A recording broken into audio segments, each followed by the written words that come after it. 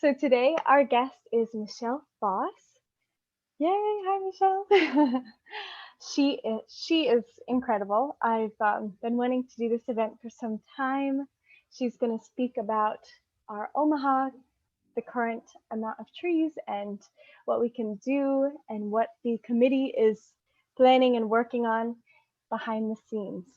Her background is a Bachelor of Science in Environmental Science from SUNY Albany University. Then she moved on and got her master's degree in project management from Colorado State University. She was a restoration biologist for 3 years and has been the manager at Fontenelle Forest, as well as the director of stewardship and research. She's been there for about 8 years now, so she has a ton of experience of working in a beautiful spot with lots of trees all the time. Super grateful to have you here, Michelle. Just one little thing, you guys. You are completely muted and we cannot see you, so no worries about that. Throughout the presentation, Michelle is down to answer questions. So if you could just post those either in the chat or in the Q&A section, me and Christina will feel free to read those off to Michelle and get those questions answered. Christina, do you want to say anything?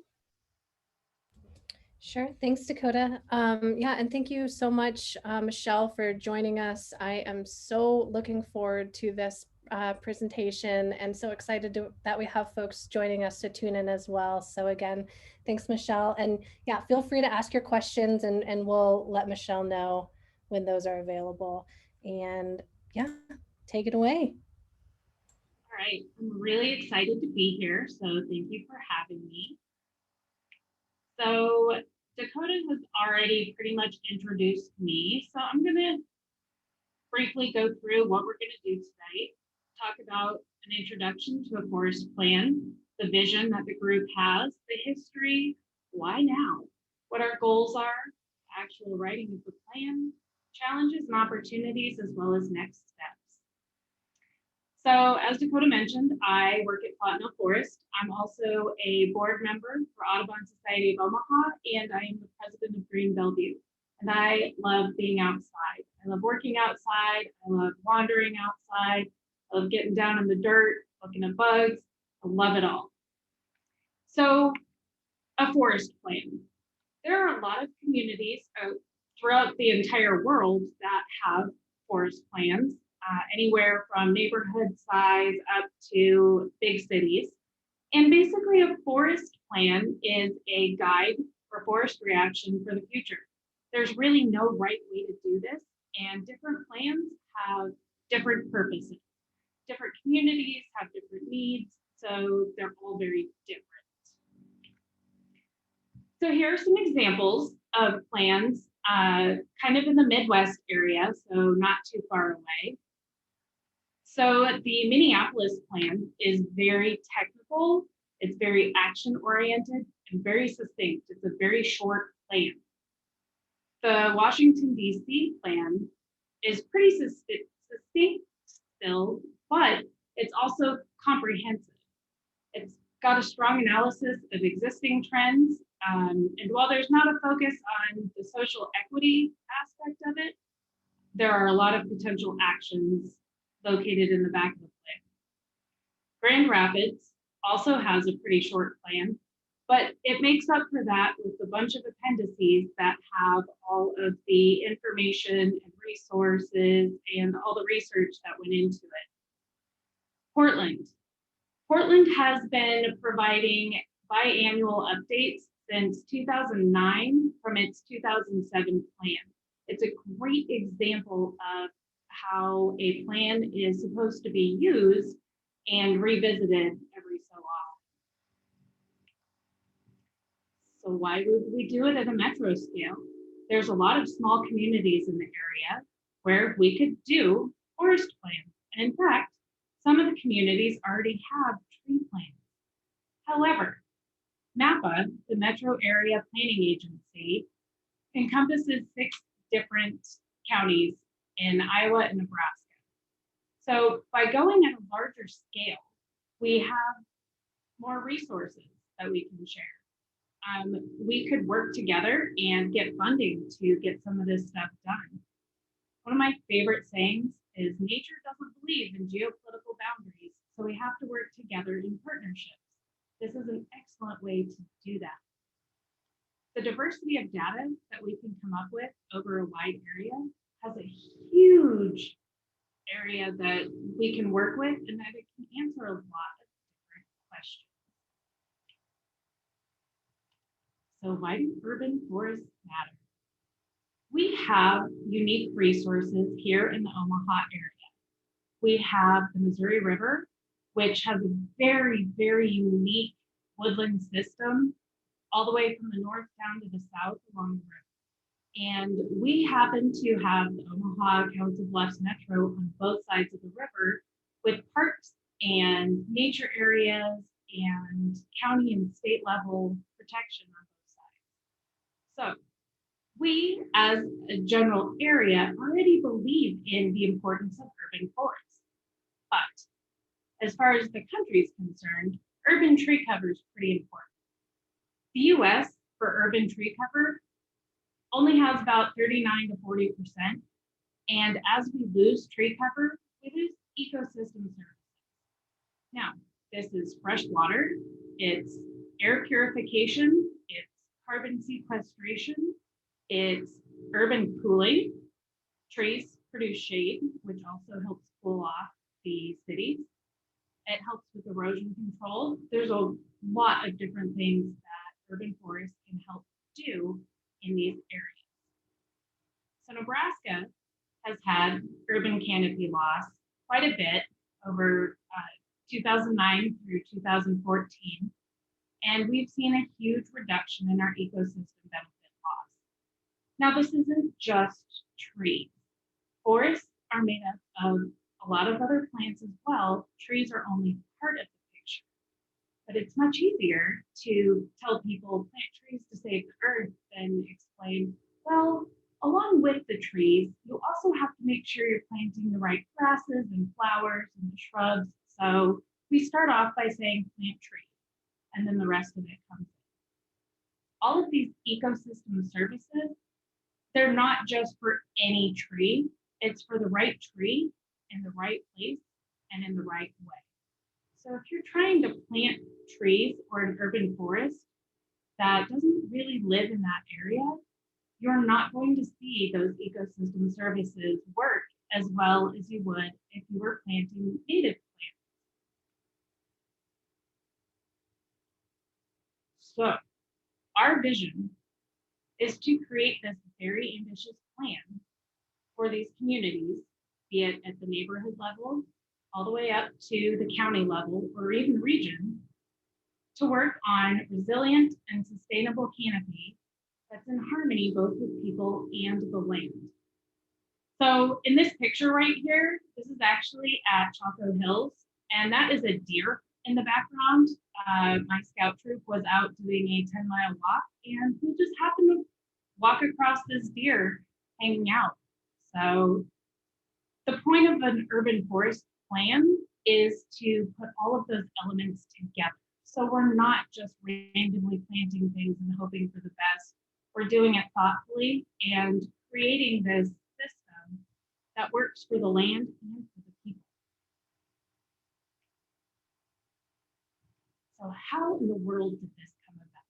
Well, the Metro Area Planning Agency came up with Heartland 2050, and it is actually a grassroots movement sponsored by NAPA that is to improve the lives of those people in the Council Bluffs and the Omaha metro area.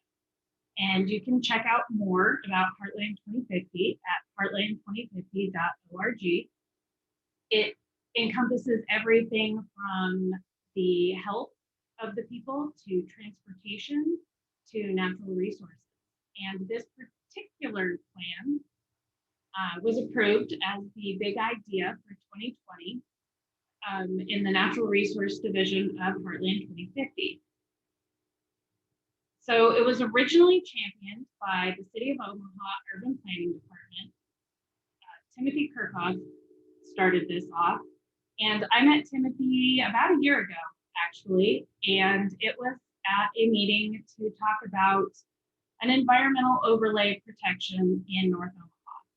And Fontenelle Forest owns and operates Neil Woods in North Omaha. So I went to the meeting and they were talking about how they weren't necessarily losing the tree canopy, but the erosion was still a problem. And people were complaining about trees falling over and all of these weird things that, you know, people are planting trees, so why isn't it working? Turns out people were planting the wrong trees and in the wrong places, so the trees wouldn't establish. There also weren't any other plants being planted, so the erosion would get worse and then more trees would fall over. So I got really excited and was telling Timothy about all of these things, and he's like, okay, you're going to be involved in this community forest plan. And I was like, the what? So after talking to people throughout Omaha and Bellevue, different organizations, different companies, he got us all together and we got behind this idea and presented it in February. And Napa and the regional planning group was like, yep, do it, go for it. So we've been working ever since as a group to try to make this huge undertaking happen. In February, these were the organizations that had been involved and were interested in either helping out or providing technical support or wanted to help us review the plan as we got there. So you can see there's a lot of Omaha in here. There's a little bit of Bellevue thrown in, but there's also a couple of nonprofits, Keep Omaha Beautiful and the Urban Bird Nature Alliance, as well as, oh, it's not in here. Lamprey Nearson is also involved in this group and has been from the beginning. So we've got an interesting group of people working on this. We have organizations, we have government, we've got the state involved through Extension and Forest Service. So there's a lot of people who think that this is worthwhile and are willing to put time and effort into it. Why now? Why in 2020 is this so important? We have invasive species such as the emerald ash borer, which we've all heard about, silver maples, which not everybody realizes are actually a problem, ailanthus, or a tree of heaven, and others that are actually detrimental to the urban system as well as any other native system in the area. So what an invasive species is it is a non-native invader which causes economic or ecological damage to the system. So we know with emerald ash borer that it kills the ash trees and that it's projected to take out almost all of our ash trees, if not all of them. Silver maples grow like weeds and they grow fast and they keep other plants from growing as well. Ailanthus, or a tree of heaven, grows really fast and is very difficult to kill. It also overshades any other plants below it. So these are things that we really don't want. There are also some ornamental trees which don't help out the urban system and can cause some other issues. So knowing exactly which trees to plant, when and where is really important. As well, we've had drastic weather events. This year's a drought, last year was a severe flood.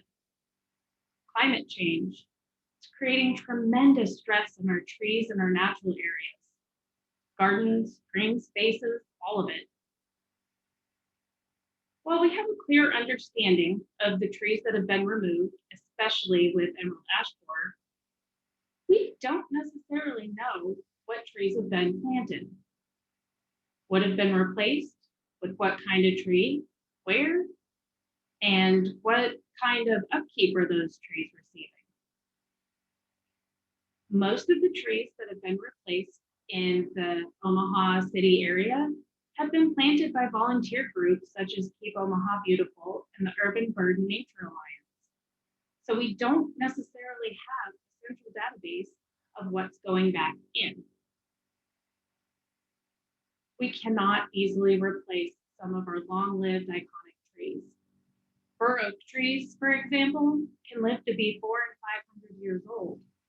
But once they die, it takes another 100 years for that next tree to establish. And they need a lot of open space and a lot of sunlight in order to grow. So we are losing trees that are not easily replaced.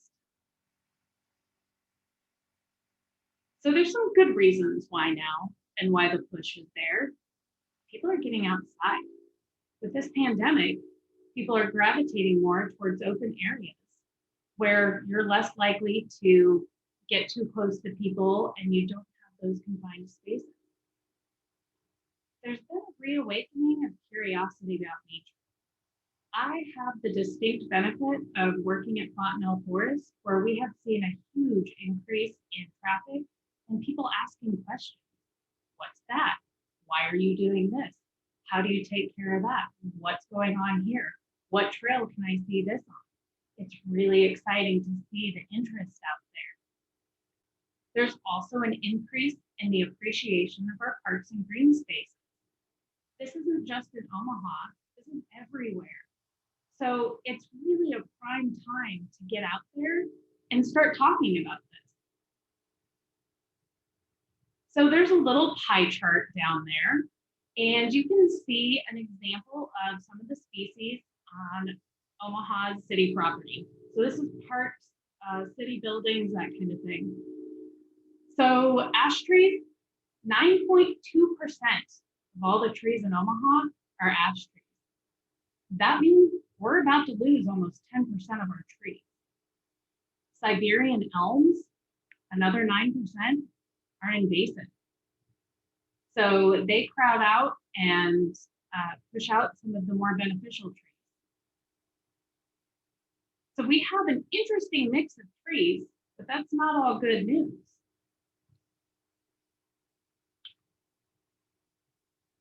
So what do we have in Omaha? So this is our percent canopy cover by areas of the city.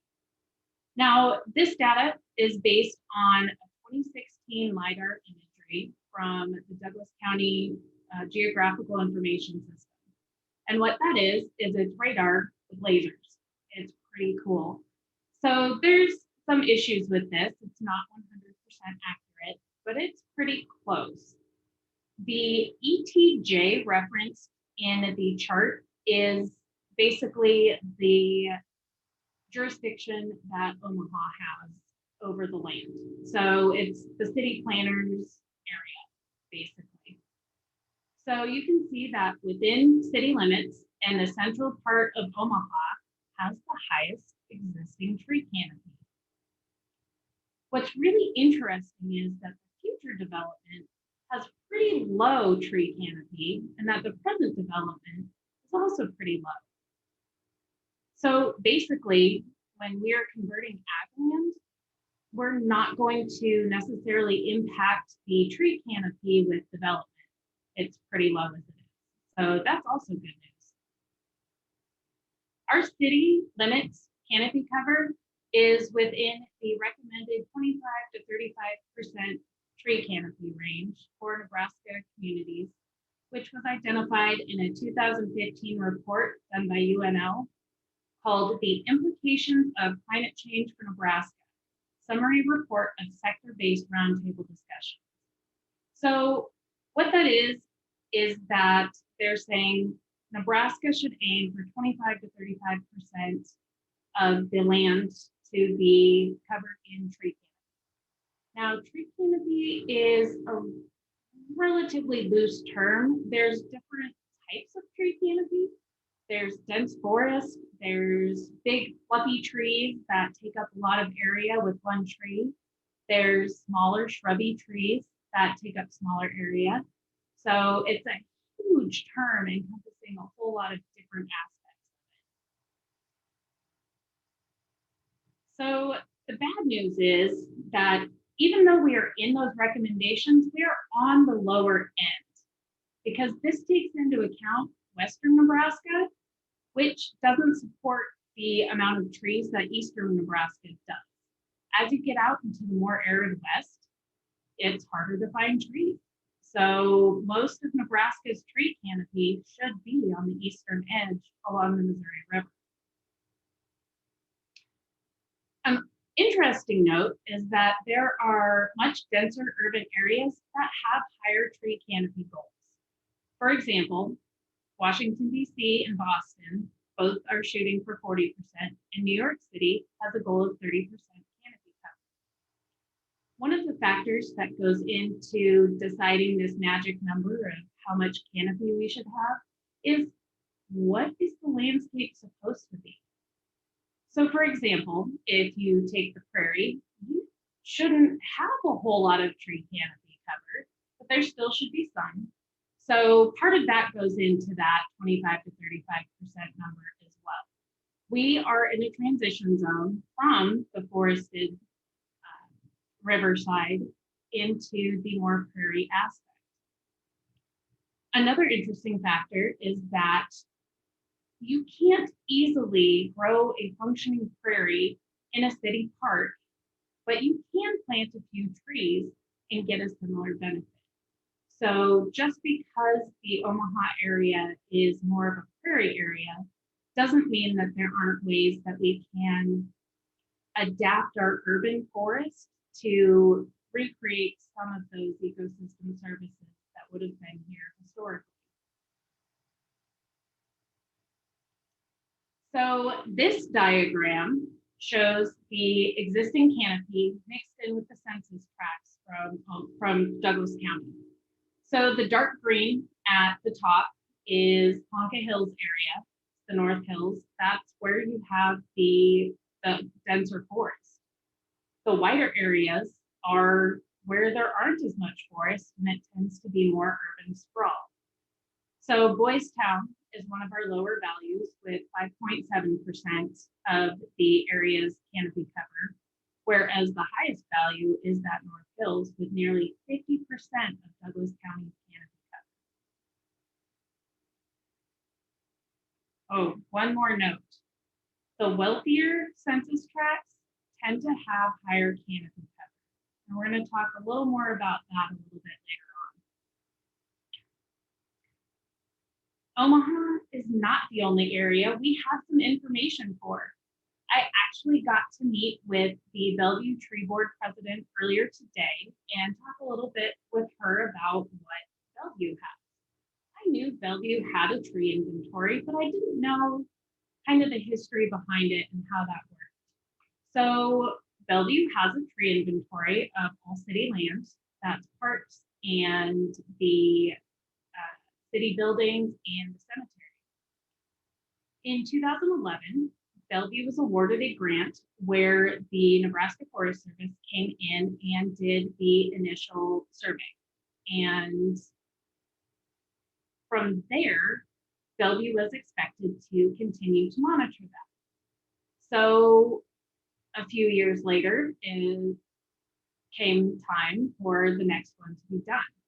So instead of doing the entire city of Bellevue all the time, it was broken into 3 chunks. There is east of Fort Crook Road, 25th Street, east of 25th Street, west of 25th Street, and then all the city building areas and any new annexed land. This is primarily done by 4 or 5 volunteers, and each year they hit one of those. Overall, they've seen that Bellevue's tree canopy has been mostly steady. Some have increased, some are in decline. For example, the section that was done in 2017, there were 157 trees that had been removed. They either had died or they had to be cut, and only 38 were replaced for a total loss of 119. But some specific parks have seen an increase. For example, the cemetery had 232 in 2014, and in 2017 had 245. So good news, not so great news, but Bellevue is now looking at that and tracking it through their tree board. Bellevue also recently passed an ordinance where anytime a tree is removed from city property, another tree must be planted in its place. One thing that's lacking in all of these city-specific things is that it doesn't necessarily apply to neighborhoods. If individuals cut down trees, they don't necessarily replace those. For example, I had 2 ash trees in my front yard. They got cut down. Did I replace them or not? Well, I did. I put in a red oak tree, and there was a baby bur oak tree kind of growing under my shed that we transplanted into the front yard, and it survived so far. But most people don't necessarily understand the value of replacing some of those trees.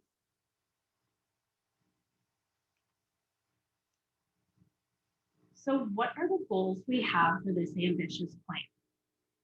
Now, keep in mind, this is a working group of volunteers who are trying to come up with all of these things all at once.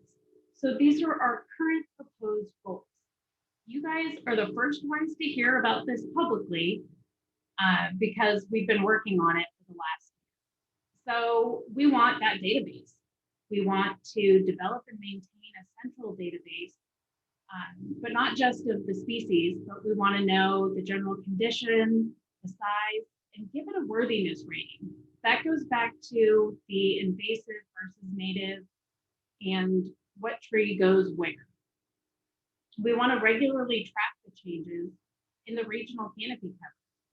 So do we do on-the-ground surveys every year, every couple of years? Do we rely on LiDAR imagery? Do we work with the federal government to get photos and geographical information system stuff to make calculations? And we want all communities in the greater metro area to reach about 30% canopy cover by 2030. But it can't just be any canopy cover. It needs to be diverse in species, it needs to be genetically diverse, and it needs to be diverse in age. This helps to avoid issues with, say, a disease comes through that tends to target the older trees, the more mature trees. If you have diversity in both genetics and age, you're less likely to lose as many trees than if you have all the same age class and all the same genetics in one tree. We're looking to create and expand programs to engage people about the tree canopy and resilient ecosystems.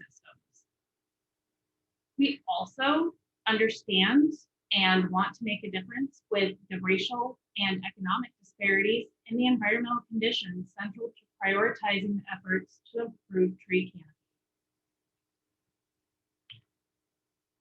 So the first 3 goals are basically right tree, right place, and right way. So we would like to create a metro-wide canopy map. The good news is we already have a 2016 canopy map that we talked about before, and we have estimates of canopy cover from that. However, I mentioned this earlier, there are some limitations to the data. There's a gap in the present development zones where no canopy data was collected. So here's the canopy map. You can see some really big gaps in there, and that doesn't necessarily mean there wasn't any tree cover. It may just be that there wasn't data collected. So our canopy cover could actually be a little higher. However, there are some things like shadows and power lines that were counted as tree canopy. So it could be a little bit lower than the estimate. So in this database, we need to determine the canopy composition and condition. We need to know. Michelle, Yes. can I ask a question about the 2016 data? Where does that data come from? How was this collected? So this was the LiDAR data that I mentioned earlier. It was provided by the Douglas County Geographical Information System. Perfect. Okay, thank you. Yeah. So figuring out what trees we have where, size, condition, like, is it mostly dead? Is it kind of dead? Is it, oh, I'm not sure? Or is it really healthy? So we need to come up with a statistically sound estimate of tree number and diversity. And this will help areas determine policy and planning to create that diversity and help maintain higher diversity, as well as project future growth. So the canopy composition can be determined using different computer programming. One program called iTree is actually a program from the U.S. Forest Service. Depending on staff ability and expertise, this is something that we may be able to do as the Community Forest Plan Working Group or with volunteers. So we could select plots and we could create our statistics from there. So this graph shows how iTree works. How many plots do you need to create the most accurate data? And if you look at that little 290 number right there, that's about 10% relative error. And if you do a lot more plots than that, you're not necessarily getting any more detailed responses. So 290 would be our kind of goal for how many plots we would use to get that statistically accurate-ish number for the canopy. Goal number 4, outreach and education. So we want to let people know about trees and their importance and how it works in an urban area, as well as resilient ecosystems, both within the urban area and just without. In our urban area, we have a lot of natural spaces. We have wetlands, we have prairies, we have woodlands, we have forests. So people need to know why they're important so that we keep them. If people don't understand why we need to keep them, they're not going to be willing and able to fight to keep them. So one of the goals that we have on top of this public outreach as part of the plan is the public outreach of the plan. And tonight's our actual first public outreach event to let people know, hey, we're working on this. So some of the things that we want to let people know about, that importance of canopy, right tree, right place, right way, the ecosystem services, and sustainability and resilience. That is often a part that gets left out or just isn't as important because people go out and plant trees, but we don't always maintain them. And that was actually one of the issues the city of Bellevue had after the 2011 flood. Groups such as the tree board and volunteer groups went out and planted a bunch of trees, but they weren't always maintained. So then we lost a significant number of those trees that were planted. So how do we do this? Well, we use your typical communication feedback. So you have your sender, or in this case, the Community Forest Plan Group, and you have the message, which tonight is, hey, look at what we've started. And through the receiver, that's you guys, your perceptions and your experiences and your own knowledge and understanding, you're getting what I'm saying and you're processing that. So my hope is that when we're done tonight, you guys all are willing to give me feedback on what you've heard, things that you think are great, things that you want to know more about, and things that you think were just absolutely crazy. We'd love to get that feedback. As we move forward in the process, we're going to keep doing this and keep receiving feedback so that it truly will be a community forest plan. So our other goal. Now I realize that they're enumerated, but that does not mean that is the importance of the goals. That's just the way that we broke them down to be able to explain them. We have some geospatial data comparisons. Basically, we've looked at where our tree canopy is and what's going on. The land use, the health of both the land and the community, what kind of environment it is, the demographics, and the economics. So in the Central City Census Tracts, it was pretty clear that as the poverty level increased, the tree canopy decreased. That's a problem. So one of our main goals is, how do we correct that line? Instead of a downward trend, how do we keep that trend higher and more level? So where these tree canopy numbers go and how that's done is going to change for different areas in the city. When you have wider open spaces in some of the farther out from city center areas, it's much easier to plant a bunch of trees. When you're in the middle of downtown Omaha and it's a concrete jungle, it's a little bit harder to find a place to plant trees. So part of what we have the unique challenge of coming up with is, how do we fix that? How do we, as a community, address these issues? I don't have an answer.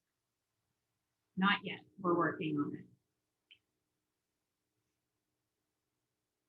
So we have to actually write this plan. So we have our broad vision and we have our ambitious goals, and we've got some data that explains kind of where we're at, and we need more. So we need to find out, where are we in other areas and what are our trends? How does it look in the future? What happens if we don't do anything? And then policy priorities. One of the cool things about this plan that's different from some of the urban forestry plans mentioned earlier is that this is non-regulatory. This is not done by a single city or an individual political entity.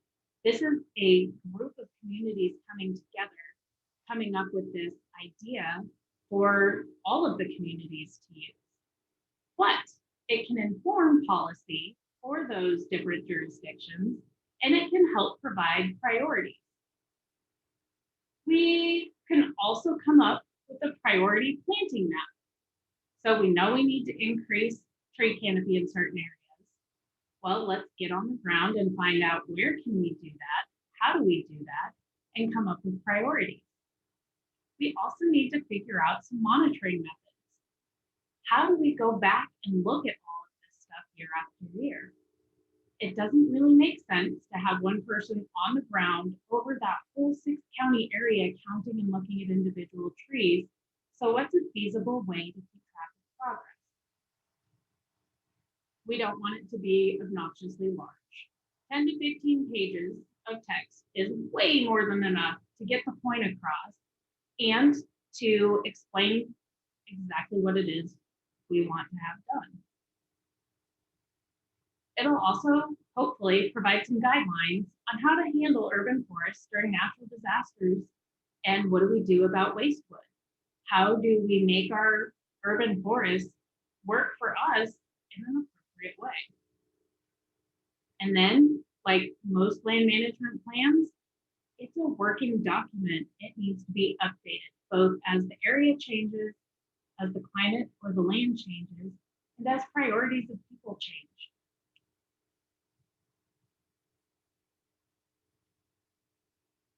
So we have a few challenges ahead of us. We don't have comprehensive data, and data collection is expensive. Either paying people to do it, or paying for the technology, or paying for the storage of this information, and the time it takes to bring all of the people together to figure out how to do this. The lack of equity and quality canopy highlighted in the Omaha data, that's a huge challenge. And finally, the actual capacity to write this plan. Everybody involved in the Community Forest Plan Working Group has a full-time job. And while this is an important part of all of our jobs, none of us can stop everything else we're doing and focus just on this. So We do have a few challenges, nothing that can't be overcome. As well, we have some opportunities. We've got people excited about going outside. We have the interest. We have people who care. The people who are working on this plan, we're passionate, we're knowledgeable. We are people who have been working on this in our own little ways for years, and now we're coming together to do it in a big way. We also have support from MAPA and Heartland 2050, as well as all of those other organizations that I mentioned earlier. So what's next? Our next steps as a group, and we meet about monthly, are determining specific needs for the plan. What exactly is reasonable to ask for in this community forest plan in order to actually get something done? Do we need to back off and take smaller steps, or do a smaller area and then expand it? We need to plan an outline, then we need to fill it in. Then we need to go out and do outreach on plan specifics. So we need to get community feedback. So we need feedback from political entities, because in all reality, if we want this to be effective, we need the buy-in of those people who can enact the policy changes to bring this about. So we need to know what they need in this plan in order to make it feasible. We also need to know, what do people in communities actually need from an urban forest plan or community forest plan? What are the questions they have? What's the information they want? Do they want hard numbers, or are they looking more for, well, here are some tips and tricks on how to plant and establish trees. Here's where you go to find which trees to plant. Or, developers, what are they looking for? How can this plan work with people who are building in our urban areas? And then when we get that feedback, we revise it. If we get this plan written and we have to start all over in order to make it feasible and workable, that's fine. None of us are married to this plan, and our goal is to get something out there that's gonna work. I did not make all this up myself. So all of the Omaha and Douglas County data came from Timothy Kirkov from the Omaha Planning Department. The Bellevue information came from Joanne Langaby, the Bellevue Tree Board president. There's a couple of websites on this page if you're interested, heartland2050.org. Two of the forest plans that we've been using for inspiration are the Pittsburgh Urban Forest Master Plan and the Cleveland Tree Plan. So both of these are city-sponsored or government-sponsored plans, but they both have different aspects that apply to what we're trying to do here as well.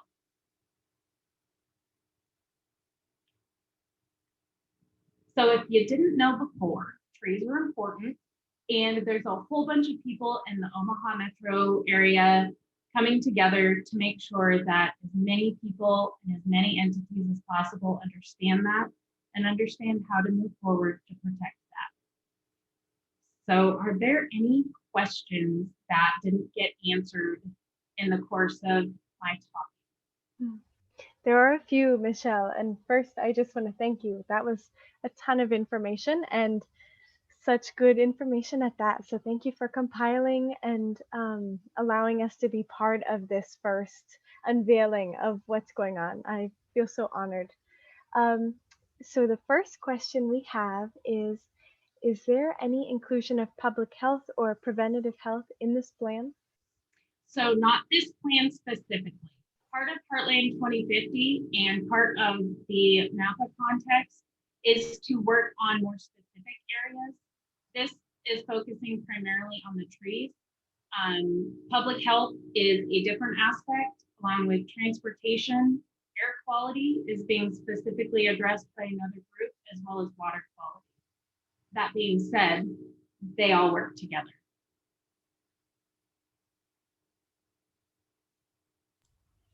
Perfect. Sure. So we have another question here.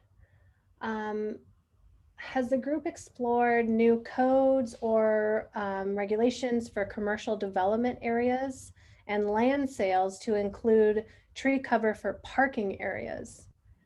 Also, actually, I can let you ask that one. There's a few questions in this one, so you want to take that one first. So at this point, we're not regulatory. What we're hoping to provide is the information for those people working on city codes to have this data, this information, and to have answers with different things they can do to promote that tree canopy. I am not familiar with the specifics of Omaha or Bellevue city code, for that matter, sorry, about how that works. I do know that there has been talk about using parking lots and parking lot islands to help promote tree canopy by planting small trees in islands. But we are not actually working on code at this time. Okay, perfect. So the second part of the question is the local city and local philanthropists considering work to demo concrete and asphalt cover in abandoned areas and replace them with trees? That's our hope. At this point, I haven't heard of anything specific going on. There's a bunch of small groups trying to get together to enact this change. We're at the very beginning stages of this forestry plan. And while we've talked about that kind of stuff, as well as food orchards in the city areas, there has not been any actual action on that yet. Okay, excellent. I also have a question for you, Michelle. When you mentioned it was along your plan, and then it was like item number 7, but it was mentioning waste wood, and you talked about emerald ash borer. Is there a utilization component with this? Because as we have trees coming down in the canopy, I mean, it would be really a missed opportunity if those all ended up in the landfill. And are there folks being talked to who either utilize wood or talking about composting options? Is that part of the conversation? So it's part of the broad conversation. I know the city of Bellevue has been mulching a lot of their quote unquote waste wood, and it's available to citizens and businesses and things like that. As well, some of the stumps are being left high, especially from emerald ash borer, and art is being produced from some of these stumps, chainsaw sculptures. Oh, neat. I'm not sure about Omaha specifically at this point, but that's part of that sustainability and resilience is when we cut trees down, what do we do with that? Like that's all part of the carbon footprint in those ecosystem services. Absolutely. Let's see, we just got another one popped up here. If one wants to get involved and volunteer to help this project come to life in the future, is that a possibility? And if yes, which organization should we contact? You contact me. So my office number and email address is on the screen. I am the chairperson of the working group. So we do meet monthly right now to try to gather our thoughts and get things moving.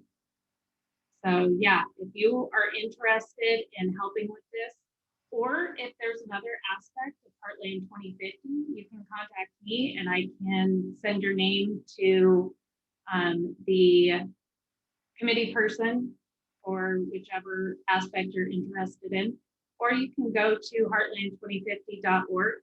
There are signups for each of the big volunteer options on there. Yeah, sort of along the lines of that question, as you're talking about all of the work that is obviously going to need to go into this, just coming from UNO and really having that lens on things, I think students would be a fabulous resource to tap into for either the initial collection of the data or even the ongoing monitoring and collecting of that data. So I just putting that out there. Absolutely. So one of the things I get to do at Fontenelle Forest is do the internship program here. So I love engaging the university students in what we're doing. I got to work with Dr. Rohde and his class 1 year to do a project where they were helping with signage and interpretation. So we're definitely open to working with any students interested, from statistical analysis to the social science aspect. Like there's a lot to unpack with this plan. So yeah. Perfect. I love it. That's awesome. Super excited to get involved. Good. Awesome. Well, Michelle, it looks like we don't have any more questions. So I just want to thank you again for joining us and spending a whole hour of your Tuesday night with us and educating us. And I can't wait to see what comes of this. So we will post this whole video on the Conservation Nebraska website so people can go back and look. But as of right now, you have her information up there if you want to get involved directly right now. And thank you all so much for being here. Again, it is an honor to put these together. So thank you all. Thanks, Michelle. Thanks, Christina, for Yes. helping this come together too. Yes, thank you so much, Michelle. That was so wonderful. I'm super excited about this. And Well, thank you, Dakota. You guys have a wonderful Good night, night. everybody. bye. Bye.